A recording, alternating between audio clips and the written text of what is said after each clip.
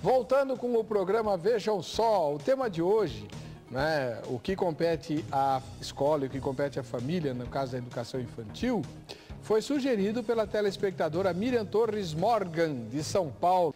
Vamos lá, vamos continuar ouvindo o telespectador aqui, né? O Valdir Tavares da Silva, da capital paulista. Em minha opinião, a escola fica com a parte da alfabetização e os pais com a educação. Que sei que está cada vez mais difícil, pois tiro pelo meu filho de 4 anos e fala cada coisa e pergunta onde você ouviu isso. Na escola, de um amiguinho. Então, na realidade, a escola acaba dando alguns direcionamentos para a educação das crianças. Isso não pelos professores, mas pela convivência com os amigos de escola que recebem diversos tipos de educação. E aqueles que fazem com que as crianças acabam se sentindo melhor, aí vão pôr em prática e acabam deixando alguns ensinamentos dos seus pais de lado por acharem que estão ultrapassados. E começam os desencontros e palavras dentro do lar. Mas a escola está incumbida até certa parte de educar. E a principal fica por conta dos pais, pois essa educação vai refletir no desempenho do aprendizado na escola. Elvis Presley, de Passos, em Minas Gerais. A paz do Senhor, estou sempre acompanhando o seu programa. Parabéns pelos cenas. Obrigado, Elvis. Sobre o tema de hoje, é bastante importante para as famílias brasileiras, onde muitas crianças estão sendo ensinadas de maneira errada. E muitas estão crescendo, tendo os pais como exemplo, e muitos pais estão deixando a desejar. As escolas deveriam ter aulas sobre a Bíblia. Na maioria delas, tem um tal de ensino religioso, que visa somente os costumes da Igreja Católica. Se bem, o caso não tem nada de ensinar, nem para oferecer. Em casa, os pais teriam que ter um tempo para falar de Deus e não liberar tudo o que a criança quer, como ver filmes japoneses que só trazem perdição, novelas. É por isso que hoje o mundo está do jeito que está. Menores no mundo do crime, na prostituição e, mais importante, sem conhecer o único que é digno de toda a honra e toda a glória, o Senhor Jesus. Manda um abraço para minha namorada, Carla Rates. Obrigado. Então, Carla, um ósculo santo para você. Pastora Valéria, a senhora concorda que na escola se ensine Bíblia?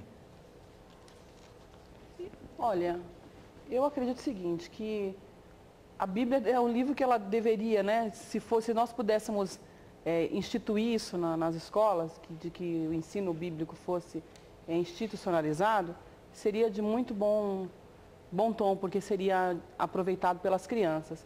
Dependendo do tipo de colégio, até mesmo onde as crianças estudam, ele tem essa possibilidade de ensinar a Bíblia Sagrada, né?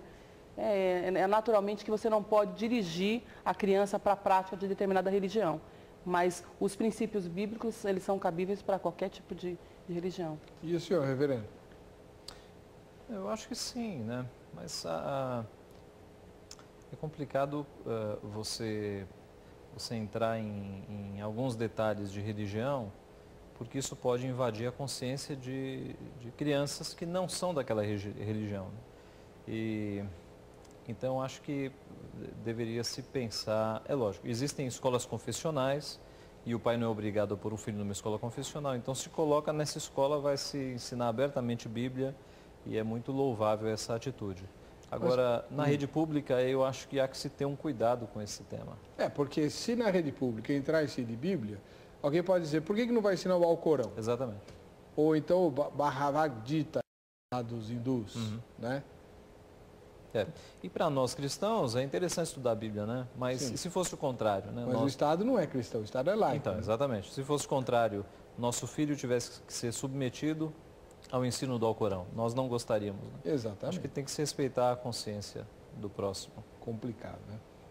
A Lígia Maria Cardoso, de Joinville, em Santa Catarina. Pastor Heber, creio que em relação à educação infantil, essa tarefa cabe primeiramente à família. Infelizmente, a família atual está terceirizando essa tarefa de educar para as escolas. E com isso corremos sérios riscos de perder a próxima geração. Tudo isso por negligência dessa tal família moderna. Graças e paz a todos os participantes do programa e a todos os telespectadores. Ela critica a família moderna, o pastora Valéria, e ela é mulher. Família moderna para ela é a mãe que sai de casa para trabalhar, ganhar dinheiro, para ter dinheiro para passear na Disney, educa a criança. O fato da mulher trabalhar fora não significa que ela não educa o seu filho. Eu já falei isso aqui. Mas não é a mesma coisa, né? Não, você não tem o mesmo tempo, a mesma disponibilidade de tempo mas não é a quantidade do tempo, mas a qualidade do tempo que você dedica. Tem mães, por exemplo, que têm tempo e podem ficar em casa com os seus filhos e elas ocupam a maior parte do tempo cuidando das coisas pessoais, não cuidam dos filhos. E deixa o filho com a babá, deixa o filho com a mãe, deixa o filho com a sogra. Então, o fato dela trabalhar fora de casa não significa que ela não seja uma boa educadora. E a família moderna é a família que nós estamos vivendo, não tem como você mudar. Estamos nessa geração, a geração é essa. Deixa eu fazer uma pergunta para o reverendo Agil. Reverendo, vamos supor que um casal da sua igreja vá ali fazer aconselhamento com o senhor. Casal jovem e tal, tiveram o primeiro filho, o filho já está com 5 anos de idade, e começam os conflitos em casa porque a esposa quer trabalhar fora, né, botar o filho na escola durante o dia todo para ela poder trabalhar, desenvolver a carreira dela, e o marido prefere que ela fique em casa cuidando do filho. Aí começa o conflito, vamos falar com o pastor. Que conselho que o senhor daria? Não, isso acontece, já aconteceu. Eu sei, eu sou pastor também. Aliás, eu pastorei a igreja do lado da sua, né? Ah, que legal. Lá em São Bernardo. Não, no Jabaquara. Ah. A IPI fica na Avenida Leonardo da Vinci também. Vizinha, é verdade. Éramos vizinhos. Olha, pastor, eu tenho aconselhado o seguinte. A doutora é uma privilegiada, não é? Porque ela consegue conjugar as duas coisas. É um advogado, acho que há uma flexibilidade de horário. Mas eu fico pensando naquelas mães que tem que fazer uma jornada de trabalhador de uma indústria, por exemplo, de um comércio, em que ela tem que ficar 8 horas no trabalho, mais 10 ou 11 numa condução, e ela vai chegar em casa com uma casa para cuidar, então ela não vai conseguir dar aquele tempo de qualidade que algumas profissões permitem. E tem uma coisa que a gente tem que pensar, o que é exigido do cristão quanto à educação dos filhos na justiça? Eu, quando olho para Deuteronômio 6, eu vejo que não é uma coisa que se dê em 30 minutos diários, mas é uma missão muito grande. Deuteronômio 6 diz, o mandamento que foi dado, né, para toda a nação, o Shema, né? Ouve Israel, o Senhor nosso Deus é o único Senhor. Amarás, pois, o Senhor teu Deus de todo o teu coração, de toda a tua alma, de toda a tua força.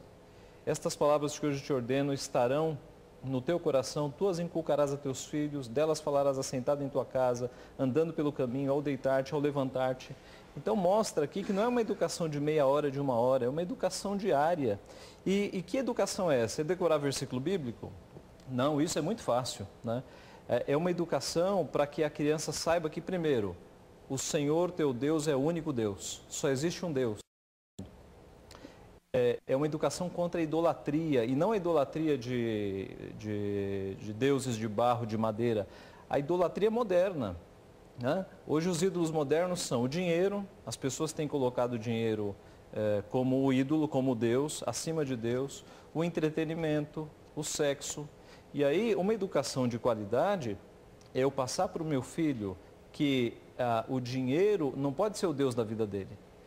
Quando meu filho chega triste porque o amiguinho tem um tênis mais caro do que ele, eu vou mostrar que Deus está acima dessas coisas materiais. A educação de inculcar nos filhos que esses conceitos e um desafio ainda maior, fazer o seu filho amar a Deus de todo o coração, de toda a alma e de toda a força. E aqui é um desafio. Como é que se faz uma pessoa amar a Deus de todo o coração, de toda a alma e de toda a força? Fazer decorar versículo bíblico é fácil. Fazer um ser humano amar a Deus de todo o coração, alma e força, eis um desafio. Na minha opinião, os pais deveriam prolongar ao máximo a ida dos filhos para uma escola, ao máximo, para incutir esses valores de que Deus é em primeiro lugar e de que esse Deus deve ser amado de todo o coração, alma e força, o máximo que eles conseguirem. Para que quando a criança entrar na escola, ela esteja preparada, porque os dias são maus. Os dias são piores do que os dos nossos pais. Então, eu aconselharia nesse sentido. Dá para a esposa ainda não voltar a trabalhar? Dá. Então, adia um pouco. Agora, nós sabemos que na nossa sociedade brasileira, há casais que necessitam que a esposa trabalhe. Então, a gente vai ter uma certa tolerância. Mas sabemos também que há muitos casais que a mulher poderia deixar para voltar um pouco mais tarde para o trabalho, né? Então, eu creio que esse é o meu caminho. E a senhora, Valéria, como que faria o mesmo aconselhamento, né? E emendo uma outra pergunta que faria para a senhora que é mulher, que eu posso fazer por reverendo, mas ele vai emitir uma opinião da visão masculina. Né? Essa mãe que fica em casa alguns anos a mais para fazer o que o reverendo pediu, ela tende a se sentir prejudicada, ultrapassada em relação às outras? Ou não? Eu acho que isso aí depende da pessoa, né? Porque eu acho que não é o fato de ser mulher.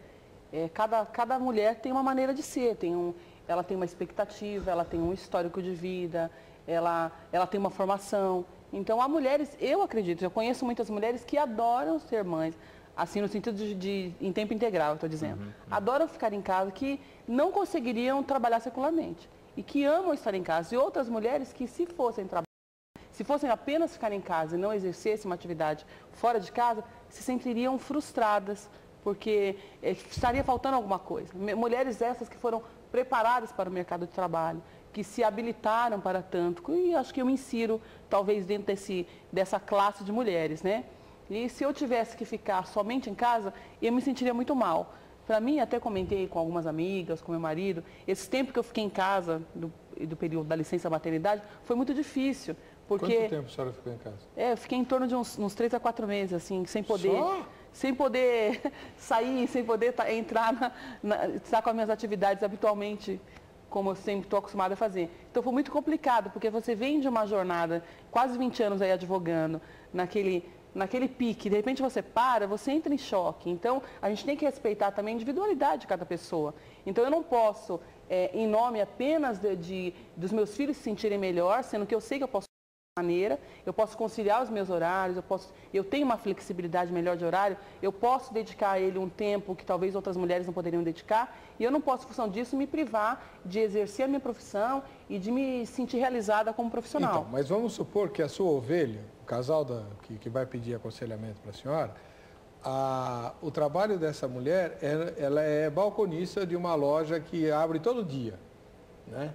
Inclusive domingo, feriado e tal, né? O que a senhora diria para ela? Porque a senhora, por exemplo, a senhora continua amamentando o seu bebê ou não? Não estou mais. Por impossibilidade. Só 4 mesezinhos? Só 4. Porque não foi possível por um problema físico, orgânico. Mas por orientação médica. Senão a senhora ajeitaria seus horários. Até pelo menos o 6º mês. Para amamentar. Como eu fiz na primeira gravidez. Tá. Essa balconista, como é que você vai fazer na primeira vez? Porque eram gêmeos, um em cada peito? Em uma madeira. Com uma madeira não dava. Que coisa. Gêmeos a gente tem que pensar em tudo, né? Teve um colega nosso agora que teve trigêmeos. É complicado. Já pensou? Bem, voltando à questão aí do aconselhamento. Balconista. Essa balconista não tem como conciliar horário para amamentar o filho, além da licença maternidade, né? Quando terminar a licença maternidade, acabou o leite do peito dela lá, porque... Como eu aconselharia, como ela deveria fazer, ela diria, fica em casa mais tempo, né? Ou volta para o emprego? Então, porque depende do caso em particular. A pessoa, ela necessita do trabalho, porque há pessoas que não conseguem sobreviver apenas com o orçamento do marido, com o salário do esposo, não consegue manter a sua família. Uma família, por exemplo, que tem 4 filhos, uma hipótese, e o marido trabalha, sei lá, de pedreiro, de uma profissão que tem um salário menor. Ela não consegue se manter ganhando 500, um salário mínimo, 550, 600 reais. Por favor, me dá o endereço desse pedreiro que eu estou precisando. Não, estou dizendo assim, uma hipótese, uma pessoa que não tem um emprego fixo, né? Que não tem uma carteira registrada, que não tem os benefícios de uma pessoa que tem um cargo numa empresa conceituada. Então, você conseguiria conciliar, seria a pergunta, vocês conseguem sobreviver com o salário, com o ordenado do seu esposo? Se não conseguir, ela vai ter que cumprir o prazo de licença maternidade permitido por lei e depois retomar as atividades, não tem outra forma. Então, mas aí que está, reverendo Ageu. Essa pergunta que a pastora Valéria fez, ela é relativa, porque assim, o dinheiro nunca é suficiente.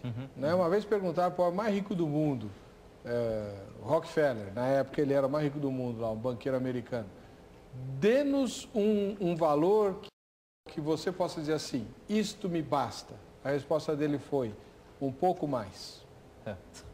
Não é? Essa é uma questão. Então, né? por exemplo, dá para você se manter? Bom, Mas aí a gente não vai ter mais TV a cabo, vamos ter Exatamente. que abrir mão de um carro. Eu falava hoje com os alunos lá do JMC o seguinte: para sobreviver, você precisa de uma televisão de R$200 ou de R$2.000? Para sobreviver Não. não precisa nenhuma das duas. Pois é. Tem que ter um mínimo, por Nossos exemplo. avós, de repente, eles nem tinham nenhum. Mas Então, hoje, como é que reconhecendo você vai viver sem celular? Então, mas celular, aí eu posso ter um de R$50 ou de um de R$1.000, né? Pré-pago. Pois é. O fato é que, reconhecendo, né, que há famílias que de fato precisam do ordenado da esposa, infelizmente, né, é a realidade no Brasil, mas também há muita família que se apertasse um pouquinho daria para viver, né? Se nós voltarmos algumas gerações aí, nós vamos ver os nossos avós e bisavós criando 8, 9, 10 filhos e ganhando menos do que a gente ganha hoje. Não tinham TV de R$2.000, não tinham carro do ano, mas viveram, né, e criaram os filhos. Então, o problema é esse: nós estamos numa sociedade consumista, materialista, que nos impulsiona a comprar, comprar, comprar. E tem muita gente optando, eu quero crer não no meio evangélico, mas fora do meio evangélico, com certeza. Muita gente optando não ter filhos ou ter apenas um filho para ter um nível mais alto de renda, Estou né, cansado de disso. conforto. Padrão de vida. Pois é, e isso é pecaminoso, né? Eu acho que a família tem que ter um mínimo de condições. Se tiver como sobreviver, então que sobreviva coordenado somente de um deles. Porque filho é bênção, né? Vale a pena o sacrifício. Daniela Aparecida dos Santos, cidade de Zacarias, do interior paulista. Bom, a maior parte da educação cabe à família, porque se ela for bem estruturada, com certeza, quando a criança crescer, será uma pessoa de bem. Mas é claro que na escola ela também aprenderá coisas necessárias para o seu futuro. Aí Santana de Guarulhos, na Grande São Paulo. Paz e graça, pastor Heber, eu não tenho dúvida de que cabe à família a função e responsabilidade de educar, e a escola fica incumbida de complementar a educação através de conhecimento sobre as disciplinas ministradas em sala. O Emílio Lourenço de Carvalho, da capital do Rio de Janeiro. Graça e paz para todos, cabe aos pais ensinar e educar seus filhos. Aos professores o ensino normal. Inclusive, podemos observar que nem todos estão preparados para tal.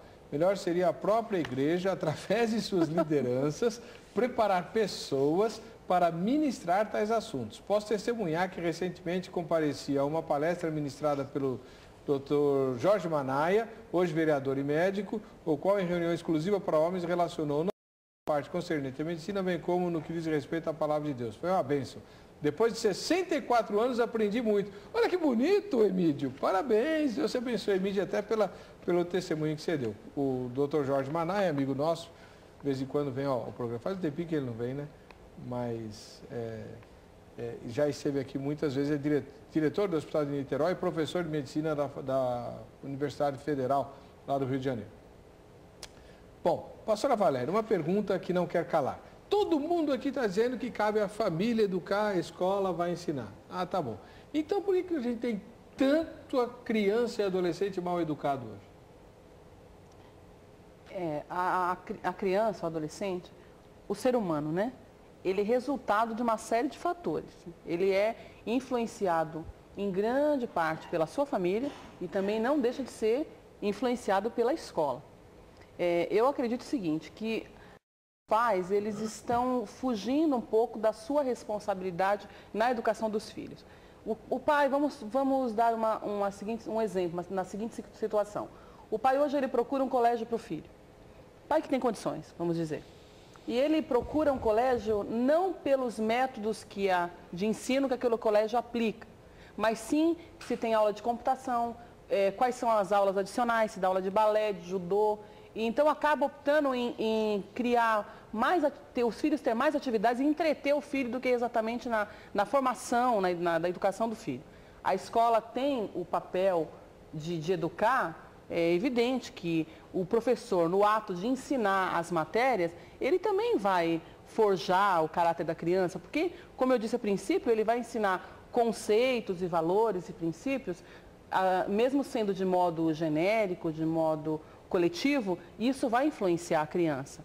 Mas não pode se desincumbir da sua responsabilidade. O pai tem que ter aquela função de supervisionar o estudo da criança e deve haver uma parceria, né? O pai tem que estar atento às atividades do filho.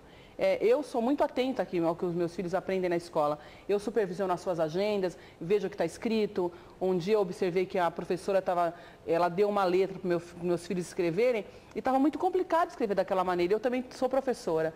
E eu mandei um bilhete para ela, porque ela não escrevia de uma outra forma, porque eles não estavam conseguindo escrever assim, um J, uma letra muito complicada. E eu falei que daquela maneira não estava correto. Então, eu supervisiono a maneira como o colégio ensina aquilo que eles vão passar para o meu filho. O pai tem que ter o seu papel atuante, tem que ser atuante. Não pode apenas colocar o filho no colégio, depois ele chegar em casa e não saber o que passou durante o dia. Temos que estar atentos àquilo que acontece com os nossos filhos.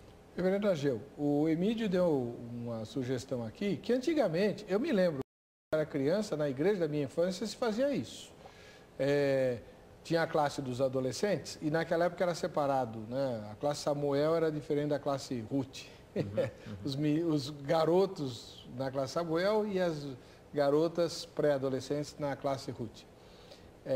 E havia uma aula especial, dada ou pelo pastor ou por um presbítero, para os garotos e para as meninas, por uma irmã, uma diaconisa, sobre educação sexual. O senhor é a favor disso ou acha que a igreja não tem que se meter nessa história? Então, eu penso que houve uma época, e eu peguei essa época, em que os pais não tinham,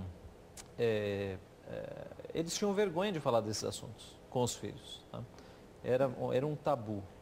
E o problema é que, às vezes, a escola chegava antes, né? Ou o pessoal da rua chegava antes.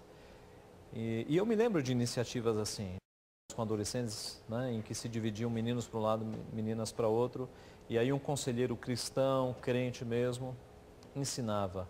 Agora, eu creio que hoje, findos os tabus e dada a necessidade que os pais têm de chegar nos filhos antes que a escola, com aqueles ensinamentos que a gente já sabe, cheguem, eu penso que o filho tem que abordar esses assuntos muito rapidamente. Aliás, os pais têm que abordar esses assuntos muito rapidamente com os filhos.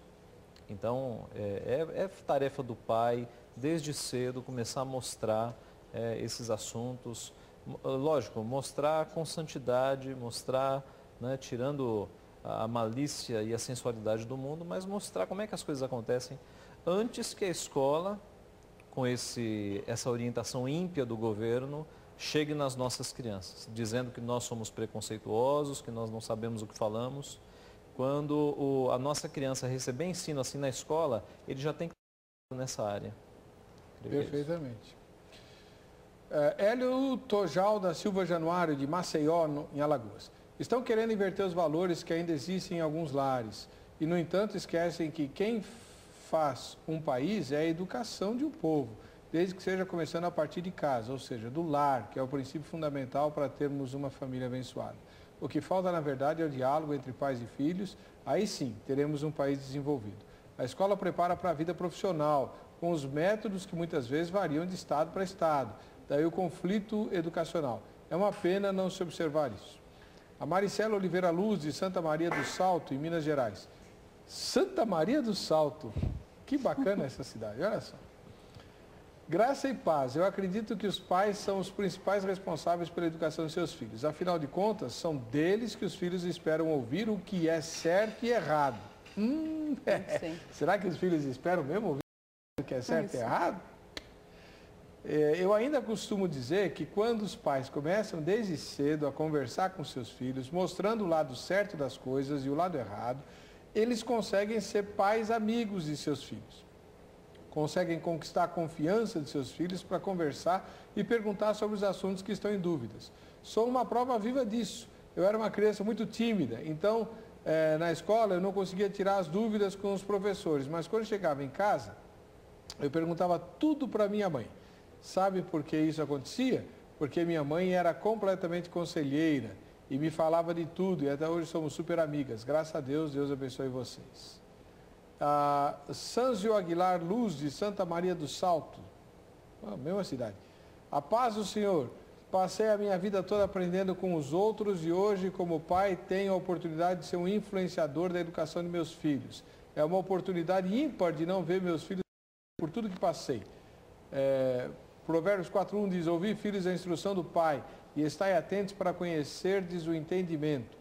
Se os filhos devem ouvir as instruções dos pais, é dever dos pais instruir os filhos. Campanha por 2 horas, vejam só já. Everton Alves da Silva de Mauá, na Grande São Paulo. A paz e a graça a todos. Acredito que a qualidade da educação infantil atualmente depende cada vez mais dos pais, de uma maneira moral, formação de caráter. Mas a escola se torna a grande parceira no ensino.